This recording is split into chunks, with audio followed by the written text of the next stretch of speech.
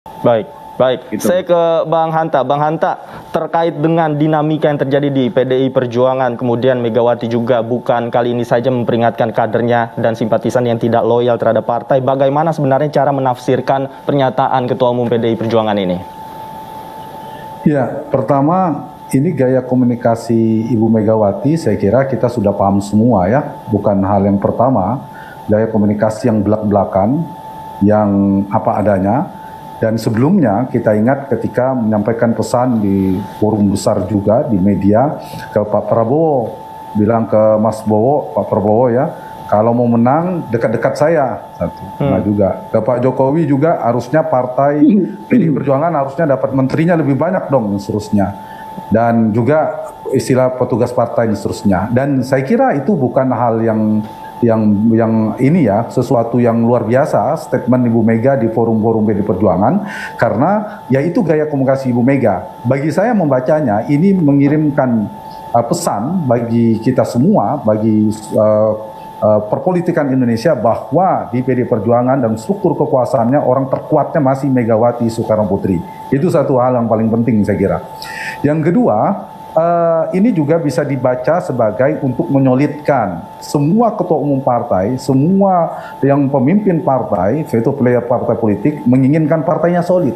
Kalaupun ada potensi gangguan dari luar dan seterusnya, apalagi momen Sumpah Pemuda ya, untuk memperkuat istilahnya banteng-banteng muda dalam memanaskan mesin partainya, memenangkan PDI Perjuangan seterusnya. Jadi dalam rangka menyolidkan soliditas dan konsolidasi partai. Itu yang kedua. Yang ketiga juga saya kira pesan bahwa keputusan apapun di partai, nah setiap partai itu kan beda-beda, itu semuanya harus mengikuti perintah partai, harus mengikuti perintah partai. Itu kan tegas ya, nggak perlu ditafsirkan panjang lebar, bahwa kalau mau beda, siapapun lah, mau ditarik ke urusan pilpres, mau tidak pilpres, jadi harus menunggu Ketua Umum Megawati Soekarno Putri. Kira-kira itu pesan yang paling penting yang dikirim oleh Ibu Mega, saya kira tiga hal itu adalah kepada siapapun. Jadi tidak spesifik, kalau mau dikait-kaitkan ya kepada siapapun yang pengen melakukan kebijakan di luar PDI Perjuangan, ya siap-siap silahkan keluar. Ya kalau mau dikait-kaitkan termasuk juga kepada Ganjar Pranowo kah, yang mau jadi gubernur kah, yang mau jadi bupati kah, wali kota kah, presiden, ya harus menunggu kalau mekanisme di PDI Perjuangan adalah keputusan Ketua Umum PDI Perjuangan. Kalau saya ditanya tentang statement Ibu Mega begitu, tapi kalau halnya kaitan dengan pilpres, relasinya antara PDIP dan Ganjar Pranowo, sekarang PDIP realitasnya kan ada dua yang seantar disebut capresnya, antara Mas Ganjar Pranowo dan Mbak Puan Maharani. Itu hal yang berbeda saya kira. Tapi kalau mau ditarik, semua bisa berlaku kepada semua soal keputusan apapun. Dan kita tahu di PDI Perjuangan pemutusnya bukan konvensi partai, bukan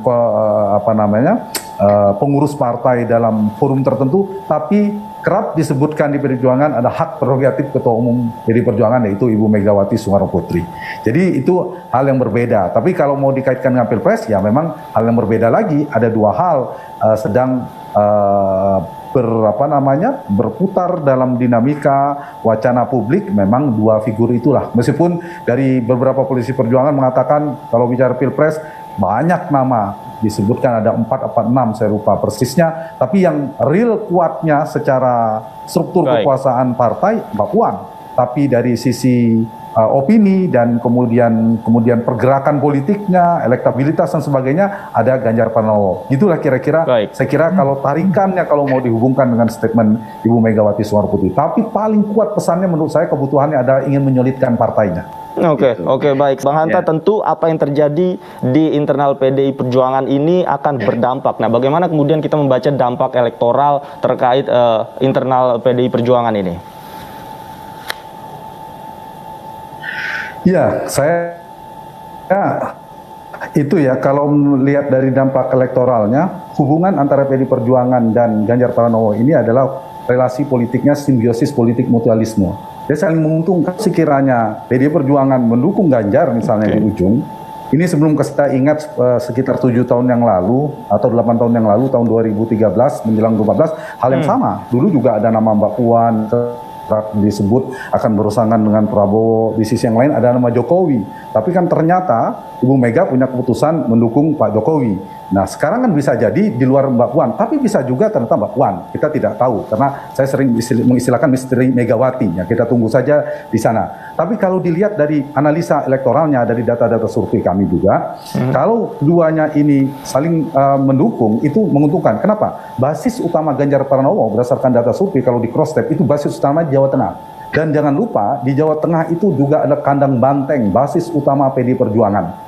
Karena itu kalau sama-sama saling mendukung, maka suara-suara itu mengkristal semuanya. Pendukung Ganjar akan solid mendukung PDI Perjuangan, sehingga PDI Perjuangan akan mendapatkan berkah kotel efek yang kuat, nanti peningkatan yang signifikan. Pun sebaliknya, suara-suara yang militan, kader-kader banteng atau simpatisan PDI Perjuangan juga akan solid mengkristal mendukung Ganjar Pranowo. Sehingga itulah namanya hubungan simbiosis politik mutualisme, saling menguatkan. Tapi sebaliknya, nah sama, kalau kemudian mereka berpisah, ya sama-sama ada kerugian politik.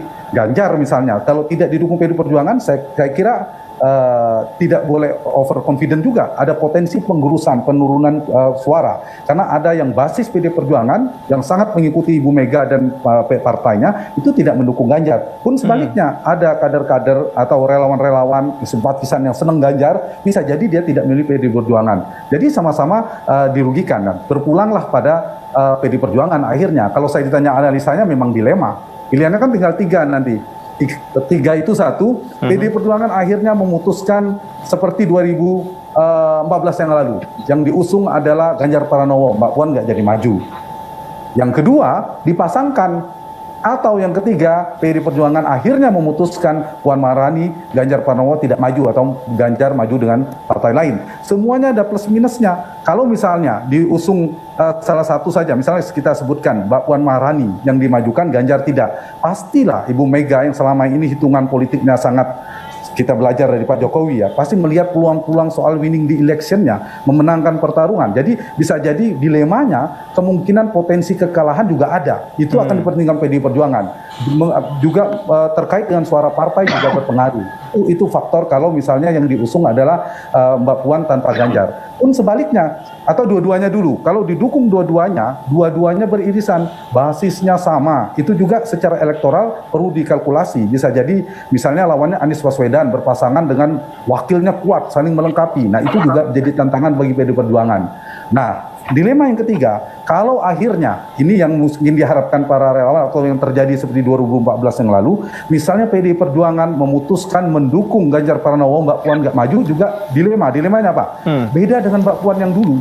7 tahun yang lalu Mbak Puan belum pernah jadi Menko. Sekarang Mbak Puan itu sudah pernah jadi Menko, sudah jadi Ketua DPR, karir politiknya sudah semua. Terus mau kemana lagi? Jadi terancam karir politik Mbak Puan juga, kita tahu. Ditambah sedikit lagi, kalau misalnya PDIP tiketnya diserahkan ke Ganjar Pranowo, potensinya Ibu Mega kan kerap mengatakan regenerasi ya, regenerasi kepemimpinan ke depan, tentu terkait kepemimpinan PDI Perjuangan. Nah, kalau itu jatuh ke Ganjar, ya ada potensi Ganjar akan memimpin PDI Perjuangan. Saya kira itu juga tanda petik mengancam Bung Karno. Tentu saja Ibu Mega, Mbak Puan ini kan kita realitasnya putri mahkota. Orang terkuat di PDI Perjuangan setelah Ibu Mega itu Mbak Puan lah.